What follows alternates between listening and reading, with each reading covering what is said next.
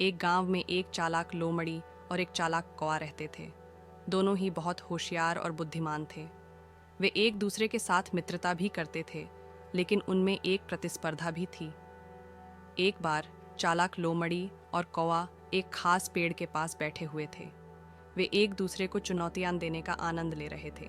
तभी उन्होंने देखा कि पेड़ पर एक सैनिक की तरह बैठी हुई एक चिट्ठिया है। लोमड़ी ने कहा, देखो, वह चिट्ठिया कितनी अनोखी है। हमें उसकी तरह बनना चाहिए ताकि हम भी उसी तरह का काम कर सकें। कौवा ने इसे चुनौती स्वीकार कर लिया और उसने लोमड़ी से कहा, ठीक है, हम इस चिट्ठिया के जैसे बनेंगे, लेकिन किसी भी चीज को कम समय में प्राप्त करने का प्रयास नहीं करेंगे। चालाक लोमड़ी और चालाक कौवा ने चिट्ठिया की तरह दिन की शुरुआत की। वे अपने चाल ढाल में बहुत होशियार थे, लेकिन वे दोनों ही चिट्ठिया की तरह हवा में उड़ीच नहीं सकते थे। अगले कुछ दिनों तक चालाक लोमड़ी और चालाक कौवा ने चिट्ठिया की तरह ही अपना काम किया, लेकिन वे कोई भी सफलता नहीं प्राप्त कर सके।